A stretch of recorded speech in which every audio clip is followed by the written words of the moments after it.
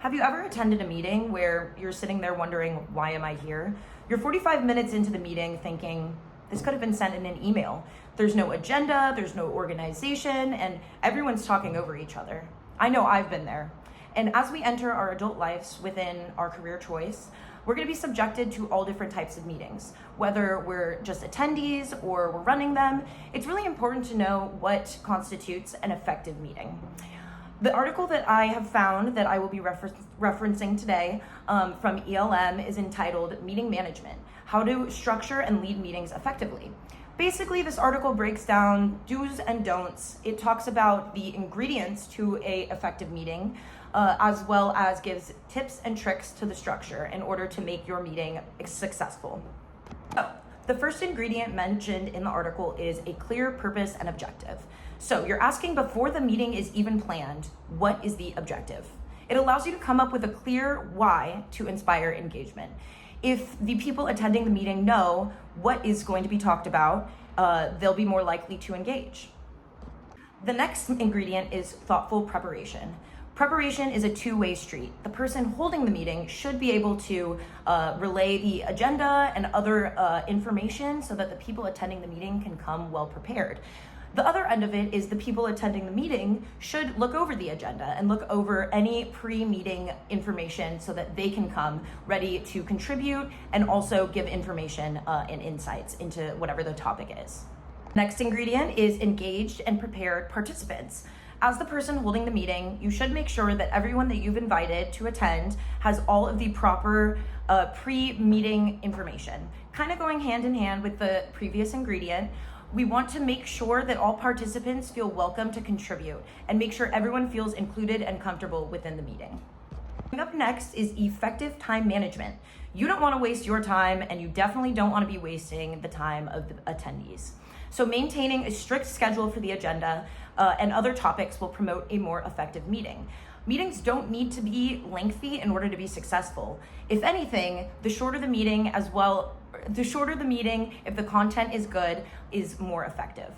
Next ingredient is actionable takeaways and follow-up. The aftermath of a meeting is what defines if it was successful. This means delegating tasks and sending out meeting minutes to make sure that everyone is on the same page post-meeting.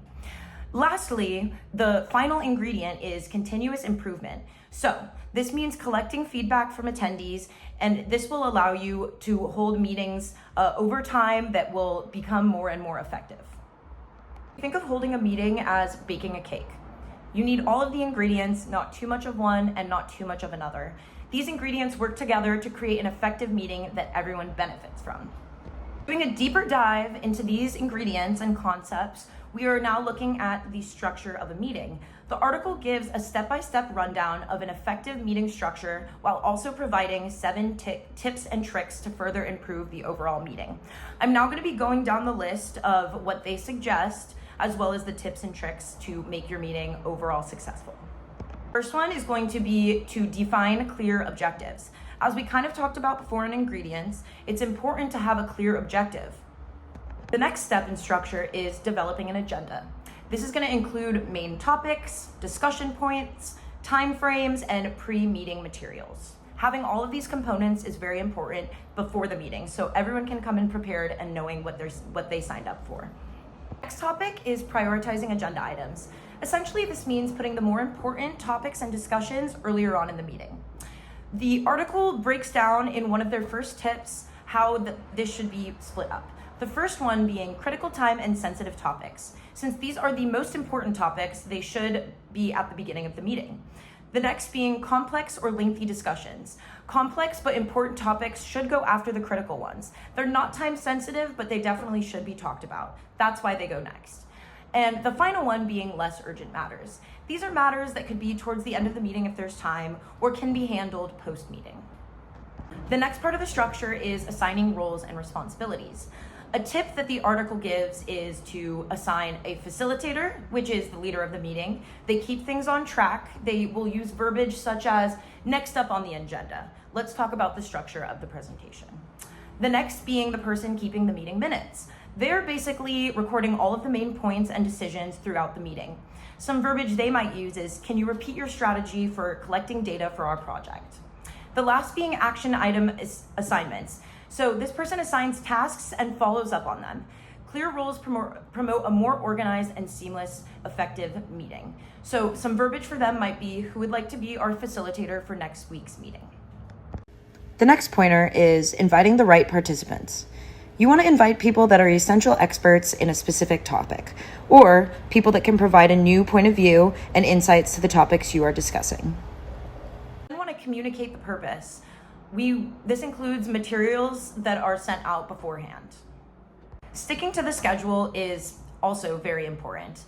So this means avoiding deviating from the timeframes for each topic, as well as going on tangents. The article gives a good tip about setting group rules for effective communication. This means having time limits for agenda items. You know the term one diva, one mic? Well, it's very applicable during effective meetings. This means one person is speaking at a time and no one's talking over each other. This also means respecting all viewpoints. This should be implemented at the beginning of the meeting and at the beginning of conversations. Fostering active participation is another factor that's very important. This means encouraging participation and giving everyone a chance to put their inputs.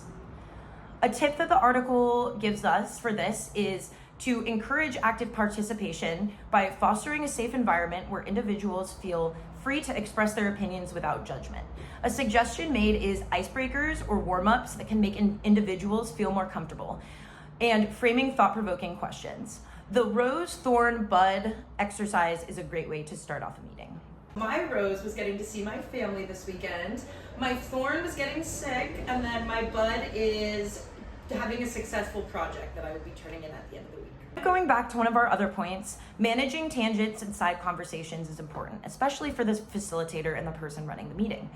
Redirecting a conversation to important points and relevant topics is going to be what this entails.